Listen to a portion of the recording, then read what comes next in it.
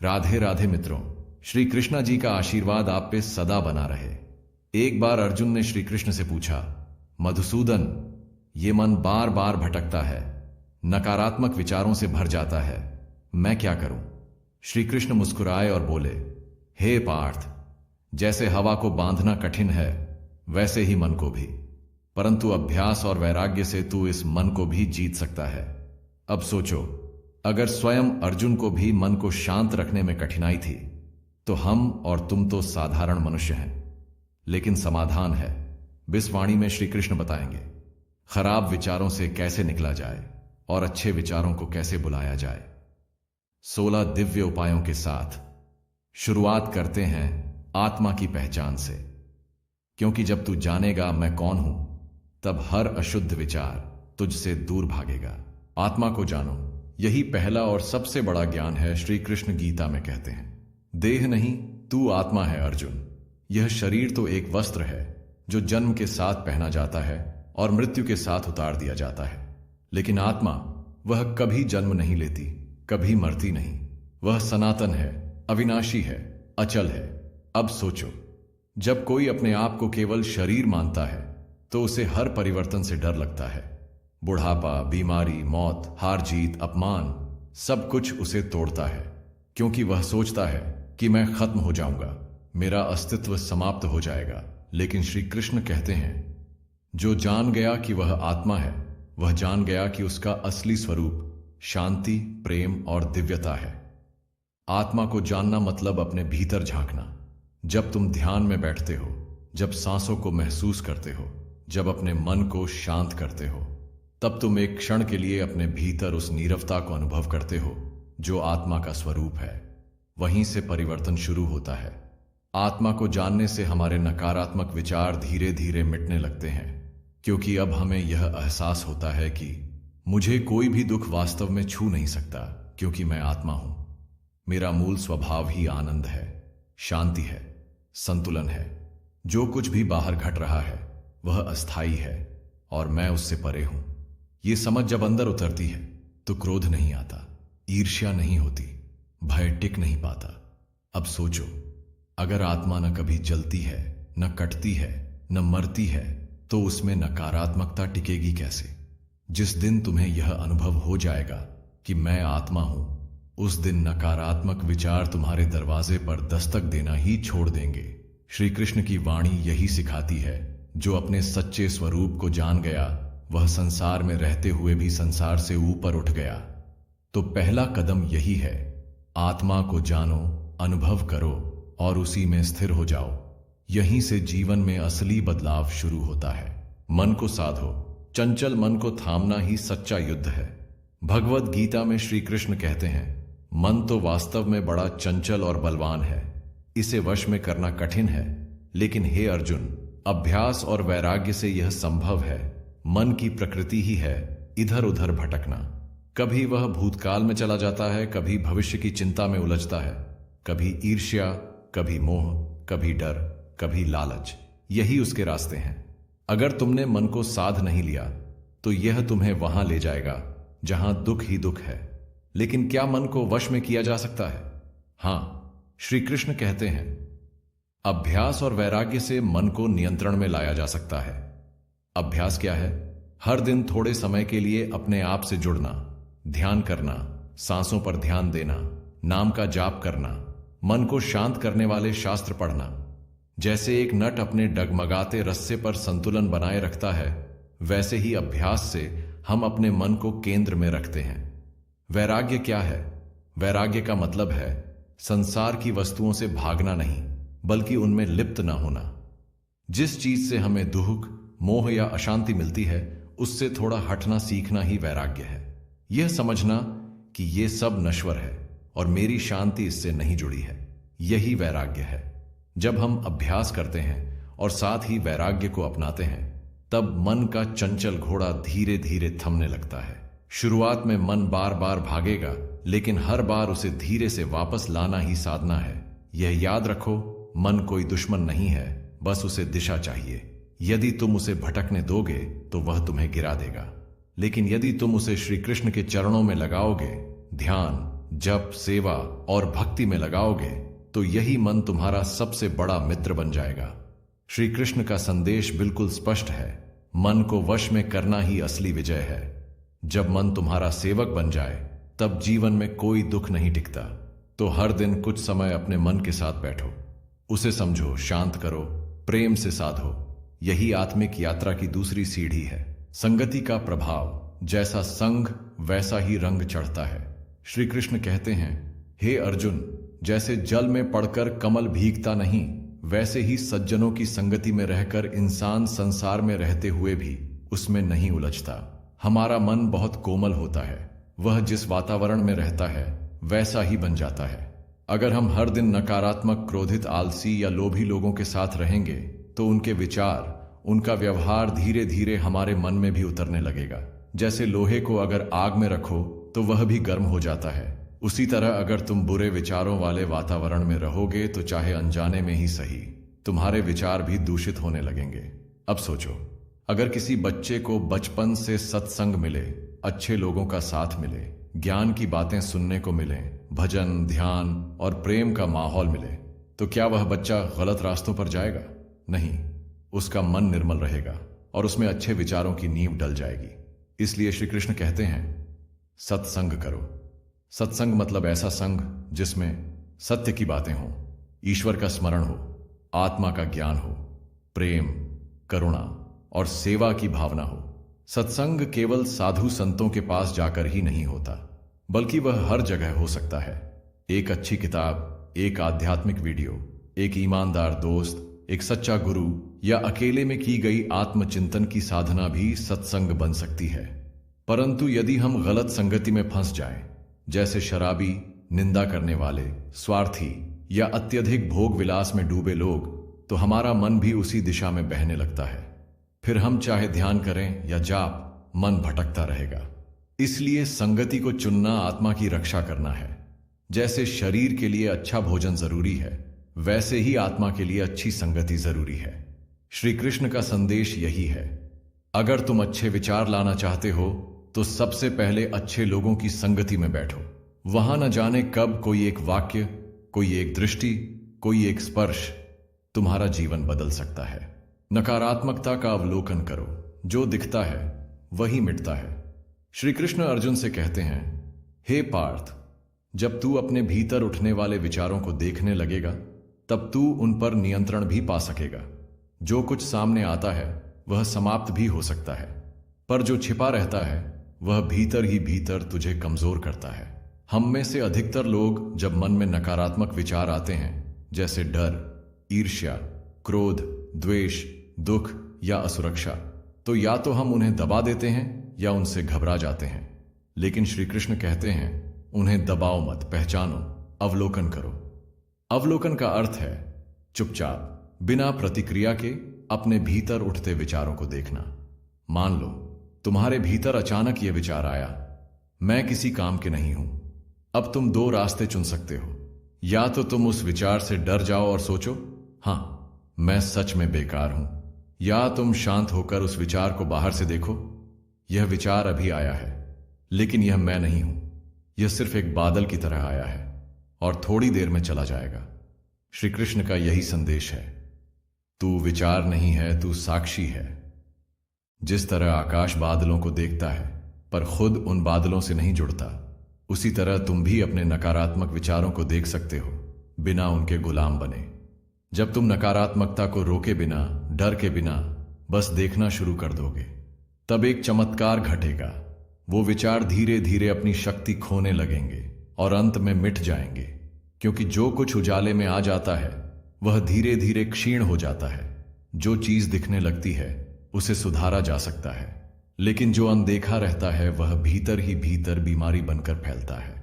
इसलिए श्री कृष्ण कहते हैं, मन की गहराइयों में जाकर देखो, वहां क्या चल रहा है। डर मत, बस जागरूक रहो।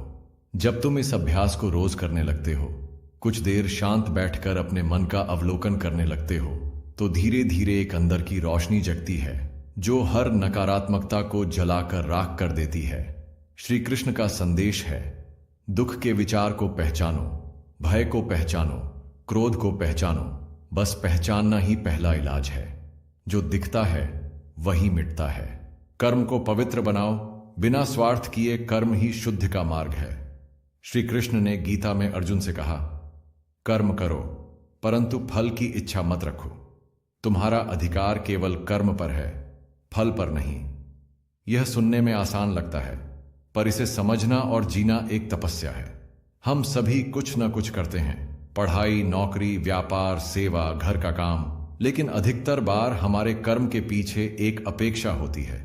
मैं ये कर रहा हूं ताकि मुझे ये मिले, और जब फल वैसा नहीं आता तो मन में क्रोध, निराशा और नकारात्मकता भर जाती है। यही वह जगह है जहां श्री कृष्ण हमें दिशा देते हैं। हे अर्जुन, जब तुम कर्म को पूजा मानकर सेवा भाव से बिना किसी स्वार्थ के करोगे, तभी वह कर्म पवित्र बन जाएगा। जब कर्म में लालच, अहंकार, डर या तुलना नहीं होती, तब वह कर्म आत्मा को निर्मल करता है। ऐसे शुद्ध कर्म से मन शांत होता है, और जब मन शांत होता है तभी उसमें अच्छे, सकारात्मक और ईश्वर से जुड़े विचार जन्म ले सकते हैं। उदाहरण के लिए, अगर कोई शिक्षक बच्चों को सिर्फ पैसे के लिए पढ़ाता है तो उसका मन जल्दी थक जाएगा। लेकिन अगर वह सेवा भावना से पढ़ाए, समाज को संवारने की नीयत से पढ़ाए, तो उसके भीतर ऊर्जा बनी रहेगी और उसका मन धीरे धीरे निर्मल होता जाएगा। कर्म ही वह दर्पण है जिसमें आत्मा का सच्चा चेहरा साफ दिखने लगता है। लेकिन जब वह दर्पण स्वार्थ से धूल धूसरित हो जाता है तो विचार भी कुंठित हो जाते हैं और मन दुख की दलदल में फंस जाता है। इसलिए श्री कृष्ण हमें कर्म का राज समझाते हैं। सच्चा कर्म वो है जो अपेक्षा से नहीं, समर्पण से किया जाए। जब हम अपने हर कार्य को, छोटा हो या बड़ा, प्रेम, निष्ठा और शुद्ध भावना से करते हैं तो वह खुद ही ध्यान बन जाता है, और ऐसा कर्म धीरे धीरे हमें भीतर से बदल देता है। श्री कृष्ण का संदेश है, कर्म योग ही आत्मा का मार्ग है। कर्म को पूजा बनाओ, सेवा बनाओ, और फिर देखो विचारों की कितनी सुंदर बगिया मन में खिलने लगती है। ईश्वर में विश्वास रखो, जो होता है वह मेरे द्वारा और मेरे लिए होता है। श्री कृष्ण भगवद गीता में कहते हैं, सर्वधर्मान परित्यज्य मामेकम शरणम व्रज, अहम त्वाम सर्व पापेभ्यो मोक्षयिष्यामि मा शुचा। अर्थात, हे अर्जुन, सब प्रकार के धर्मों, कर्तव्यों, उलझनों को त्याग कर तू केवल मेरी शरण में आ जा। मैं तुझे सभी पापों से मुक्त कर दूंगा, तू शोक मत कर। यह श्री कृष्ण का सबसे गहरा और सबसे करुणामय वचन है। इसका अर्थ यही है कि जब मन पूरी तरह ईश्वर में समर्पित हो जाता है तो चिंता, भय, निराशा और नकारात्मकता अपने आप गलने लगती है। हमें जीवन में जब कुछ बुरा होता दिखता है, कोई अवसर छिन जाता है, कोई प्रियजन दूर हो जाता है, कोई संघर्ष बहुत भारी लगता है, तो मन सवाल करता है, क्यों हुआ ये मेरे साथ? और यही सवाल नकारात्मकता की जड़ बन जाता है। परंतु जब हम श्री कृष्ण की तरह यह मान लेते हैं कि जो कुछ हो रहा है वह उसी ईश्वर की योजना का हिस्सा है और वह हमेशा मेरे हित के लिए ही है, तब मन शांति की ओर मुड़ता है। तब हम संघर्षों को भी एक सीख, एक आशीर्वाद के रूप में देखने लगते हैं। ईश्वर में सच्चा विश्वास रखने का मतलब है, जब सब कुछ अच्छा चल रहा हो तब आभार व्यक्त करना, और जब कुछ बिगड़ जाए तब भी यह मानना कि यह भी मेरी भलाई के लिए है, मैं अभी नहीं समझ रहा, लेकिन वह ऊपर बैठा जानता है।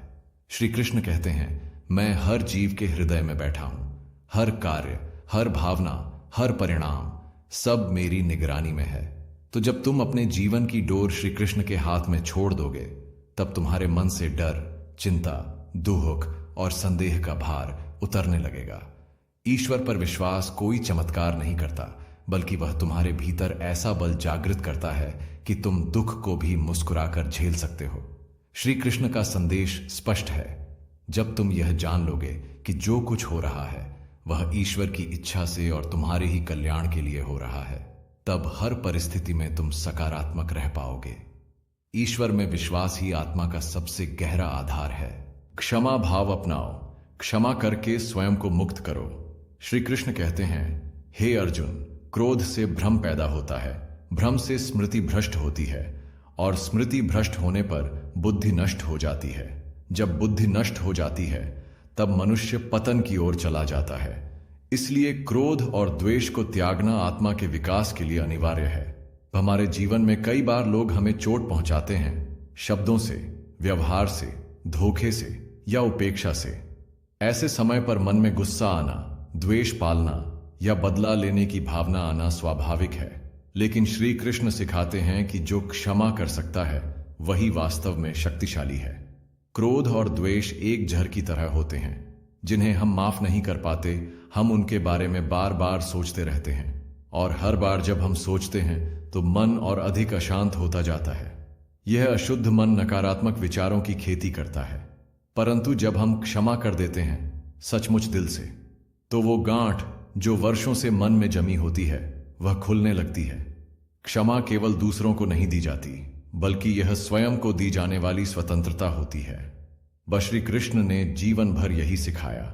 जब उन्होंने शिशुपाल को 100 अपराधों के बाद भी क्षमा की, जब उन्होंने दुर्योधन को अंतिम समय तक समझाया, जब उन्होंने अर्जुन को द्वंद्व और मोह से मुक्त किया, तो उनका संदेश स्पष्ट था।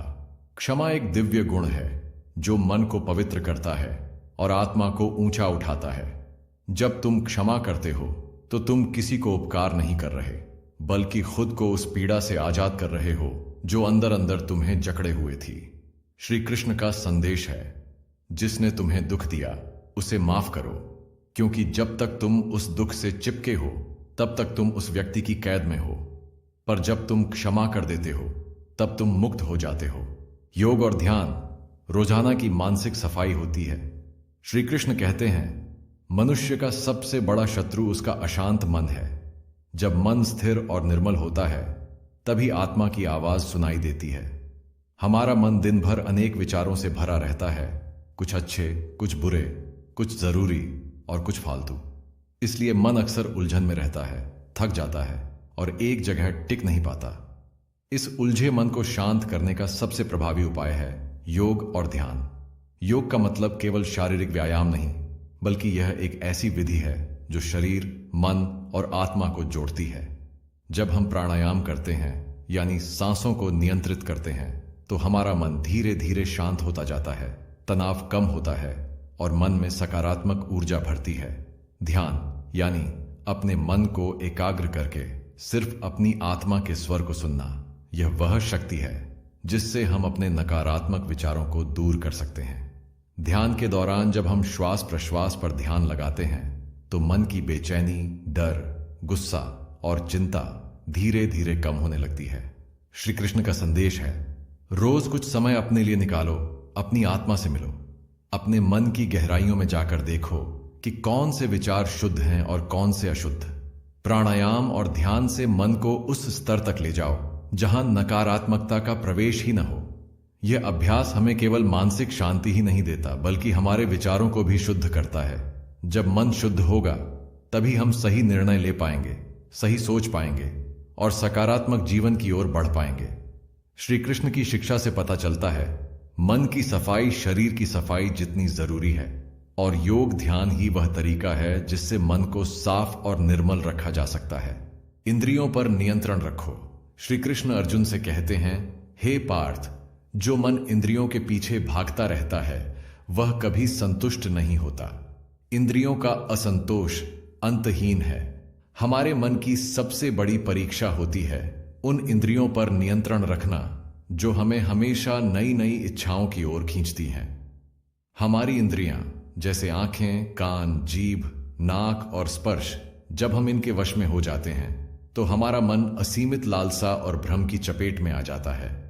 जैसे एक शेर जो बार बार जंगल में शिकार के पीछे दौड़ता है, वैसे ही मन भी इंद्रियों के लालच में भटकता रहता है। लेकिन इस दौड़ में वह कभी चैन नहीं पाता, क्योंकि इच्छाओं का कोई अंत नहीं। श्री कृष्ण हमें समझाते हैं कि जब तक तुम अपने इंद्रियों को काबू में नहीं करोगे तब तक मन अशांत रहेगा और नकारात्मक विचारों से मुक्त नहीं हो पाओगे। इंद्रियों पर संयम का मतलब है उनकी आवाज सुनना, पर उनका गुलाम न बनना। जब हम अपनी आंखों को, अपने कानों को, अपने जीभ को जैसे तैसे संतुष्ट करने की कोशिश छोड़ देते हैं, तब मन में स्थिरता आती है। इस संयम के साथ मन का स्वभाव बदल जाता है। मन में शुद्धता और सुकून का वास होने लगता है। तब हमारे विचार स्वाभाविक रूप से अच्छे और सकारात्मक हो जाते हैं। श्री कृष्ण का संदेश है, संयम जीवन की कुंजी है। जब तुम इंद्रियों पर नियंत्रण पाओगे तभी तुम्हारा मन मुक्त होगा और तुम्हारे विचार दिव्य होंगे। ज्ञान ही अज्ञान के अंधकार को मिटाता है। श्री कृष्ण कहते हैं, हे अर्जुन, अज्ञान ही मनुष्य को भ्रमित करता है और गलत मार्ग पर ले जाता है। ज्ञान वह प्रकाश है जो अंधकार को दूर करता है। हमारा मन जब तक अधूरा और अनजान रहेगा तब तक उसमें भय, संदेह और नकारात्मकता बनी रहेगी। जैसे अंधेरे में हम रास्ता नहीं देख पाते, वैसे ही बिना ज्ञान के हमारा मन अस्थिर और भ्रमित रहता है। इसलिए श्री कृष्ण हमें निरंतर ज्ञान की खोज करने का आदेश देते हैं। यह ज्ञान केवल किताबों का नहीं, बल्कि अनुभवों, आध्यात्मिक शिक्षाओं और सच्चे गुरु की बातें भी हैं। जब हम अच्छे और पवित्र ग्रंथ पढ़ते हैं, जैसे भगवद गीता, वेद, उपनिषद या किसी भी धर्म और आध्यात्मिक शिक्षक की शिक्षाएं सुनते हैं, तो हमारा मन धीरे धीरे समझदार होता जाता है। नकारात्मक विचारों के पीछे छुपे भ्रम और डर धीरे धीरे कम होने लगते हैं। ज्ञान से मन की गहराई में प्रकाश फैलता है और हम अपने जीवन के उद्देश्य को समझने लगते हैं। जब हम समझ जाते हैं कि जीवन में सच्चा सुख और शांति कहाँ है, तो नकारात्मक विचार अपने आप पीछे हट जाते हैं। श्री कृष्ण का संदेश है, ज्ञान से बड़ा कोई हथियार नहीं है। जो व्यक्ति ज्ञान के प्रकाश से अपने मन को आलोकित करता है, वह कभी भी नकारात्मकता के साए में नहीं रहेगा। सेवा का भाव रखो। निस्वार्थ सेवा से मन होता है निर्मल और शांत। श्री कृष्ण कहते हैं, हे अर्जुन, न केवल अपने लिए बल्कि दूसरों के लिए भी कर्म करना चाहिए। जो निस्वार्थ भाव से सेवा करता है वह मन की शुद्धि और शांति प्राप्त करता है। जब हम केवल अपने लिए सोचते हैं, अपने स्वार्थ की चिंता करते हैं, तो हमारा मन चंचल और व्यग्र रहता है। परंतु जब हम अपने स्वार्थ से ऊपर उठकर बिना किसी अपेक्षा के दूसरों की मदद करते हैं, चाहे वह किसी गरीब की सहायता हो, किसी को सांत्वना देना हो या समाज के लिए कोई अच्छा काम, तब मन में एक अनोखी शांति और संतोष की अनुभूति होती है। यह सेवा केवल बाहरी काम नहीं होती, बल्कि यह मन का एक भाव है जो अपने अंदर के अहंकार, क्रोध, लालच और नकारात्मकता को कम करता है। सेवा करते समय हमारा ध्यान अपने दुख से हटकर दूसरों के सुख पर केंद्रित होता है, जिससे मन हल्का और खुश रहता है। श्री कृष्ण ने जीवन में सेवा को बहुत महत्व दिया है, क्योंकि सेवा से न केवल दूसरों का कल्याण होता है, बल्कि स्वयं सेवा करने वाला भी आध्यात्मिक रूप से मजबूत और शुद्ध होता है। जब मन सेवा के भाव से भरा होता है, तो उसमें नकारात्मक विचारों की जगह केवल प्रेम, करुणा और सहानुभूति के विचार आते हैं। ऐसे व्यक्ति का मन हमेशा निर्मल, प्रसन्न और सकारात्मक रहता है। श्री कृष्ण का संदेश है, सेवा से बड़ा कोई साधन नहीं जो मन को शुद्ध और सकारात्मक बनाए। जो निस्वार्थ सेवा करता है वही सच्चा योगी और ज्ञानी होता है। समय की कीमत समझो, मन को स्थिर करो। श्री कृष्ण कहते हैं, हे अर्जुन, जीवन का सबसे बड़ा धन है समय। जो अपने समय को व्यर्थ गंवाता है वह अपने मन को भी व्यर्थ की उलझनों में फंसाता है। समय ऐसा धन है जो कभी वापस नहीं आता। हम सभी के पास दिन के 24 घंटे बराबर होते हैं, पर जो व्यक्ति समय को सही तरीके से उपयोग करता है वही जीवन में सफल और खुशहाल होता है। जब हम अपना समय अनावश्यक चिंता, आलस्य या नकारात्मक विचारों में बिताते हैं तो हमारा मन भी भटकता रहता है। ऐसे समय में मन के भीतर उलझन, डर और तनाव बढ़ते हैं जो नकारात्मकता को जन्म देते हैं। श्री कृष्ण हमें सिखाते हैं कि समय का सदुपयोग करने वाला व्यक्ति अपने मन को भी व्यवस्थित और केंद्रित रखता है। जब हम अपने कार्यों और सोच में अनुशासन रखते हैं तो नकारात्मक विचारों के लिए मन में कोई जगह नहीं बचती। इसलिए हर दिन अपने समय को योजनाबद्ध और उद्देश्यपूर्ण बनाना जरूरी है। छोटे छोटे कार्यों को टालने के बजाय तुरंत करना चाहिए और मानसिक रूप से भी उस समय को सकारात्मक सोच और सीखने में लगाना चाहिए। जब हम अपने समय का सदुपयोग करते हैं तो हमारा मन तनाव मुक्त और प्रसन्न रहता है। ऐसे मन में अच्छे विचार अपने आप जन्म लेते हैं और जीवन सुखमय होता है। श्री कृष्ण का संदेश है, समय की कद्र करो, क्योंकि जो समय का सम्मान करता है वही अपने मन का भी स्वामी बनता है। प्रकृति से जुड़ो, ईश्वर के स्नेहिल दूतों के साथ संबंध बनाओ। श्री कृष्ण कहते हैं, हे अर्जुन, प्रकृति में ईश्वर का वास है। जब तुम प्रकृति के करीब होते हो तो तुम्हारा मन शांत होता है और अंदर की शक्ति जागृत होती है। आज के आधुनिक जीवन में हम अधिकतर समय बंद कमरे में, तकनीक और शोर शराबे के बीच बिताते हैं।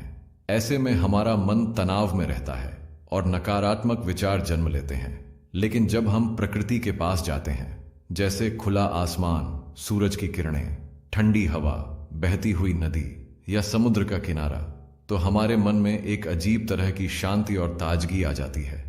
प्रकृति के ये तत्व, सूर्य, जल, वायु, पृथ्वी, हमारे शरीर और मन के लिए जीवनदायिनी ऊर्जा है।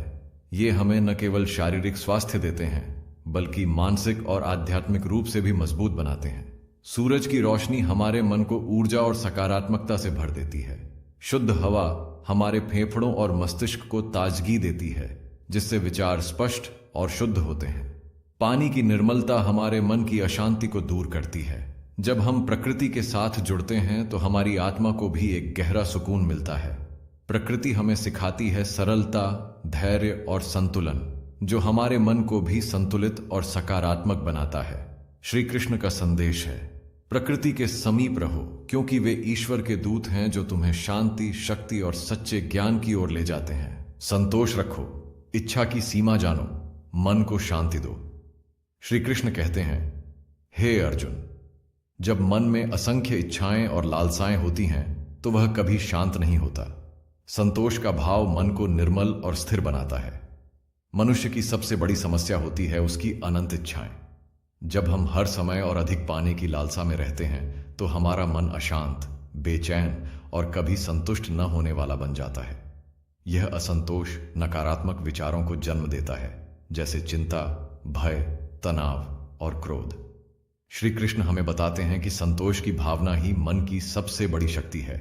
जब हम जो हमारे पास है उसे स्वीकार करते हैं और उससे खुश रहते हैं, तब हमारा मन शांत और स्थिर हो जाता है। संतोष का मतलब यह नहीं कि हम कुछ नया या बेहतर पाने की कोशिश न करें, बल्कि यह है कि हम अपनी वर्तमान स्थिति को समझदारी और धैर्य के साथ स्वीकार करें। जब मन संतोष से भरा होता है तो उसमें लालच और नकारात्मकता के लिए कोई जगह नहीं बचती। ऐसे मन वाले व्यक्ति का जीवन सुखमय होता है और वह अपने आसपास के लोगों के लिए भी सकारात्मक ऊर्जा का स्रोत बनता है। श्री कृष्ण का संदेश है, अधिक चाहना मन का भ्रम है, संतोष ही मन को निर्मल, स्थिर और आनंदित बनाता है। नम्रता और अहंकार का त्याग, अहंकार मिटाओ, मन को शुद्ध बनाओ। श्री कृष्ण कहते हैं, हे अर्जुन, अहंकार मनुष्य का सबसे बड़ा शत्रु है। यह मन को अंधकारमय बना देता है और हमें सच्चे ज्ञान और ईश्वर से दूर कर देता है। अहंकार का मतलब है खुद को सबसे बड़ा समझना, दूसरों से ऊपर समझना और अपनी शक्ति पर घमंड करना। जब मन में अहंकार होता है तो वह अपने आप को दूसरों से बेहतर समझता है, जिससे क्रोध, ईर्ष्या और घमंड के नकारात्मक विचार जन्म लेते हैं। श्री कृष्ण हमें बताते हैं कि अहंकार मन की अशुद्धि का मूल कारण है। जब हम अपने अहंकार को त्याग देते हैं तब हमारा मन साफ और शुद्ध हो जाता है। नम्रता एक ऐसी शक्ति है जो हमारे मन को ईश्वर से जोड़ती है। नम्र व्यक्ति हमेशा सीखने के लिए तैयार रहता है, दूसरों का सम्मान करता है और अपने अंदर सच्चाई स्वीकार करता है। नम्रता से मन में प्रेम, सहानुभूति और दया उत्पन्न होती है, जो नकारात्मक विचारों को दूर भगाते हैं। नम्रता से जीवन में संतुलन और शांति आती है और व्यक्ति आध्यात्मिक रूप से भी प्रगति करता है।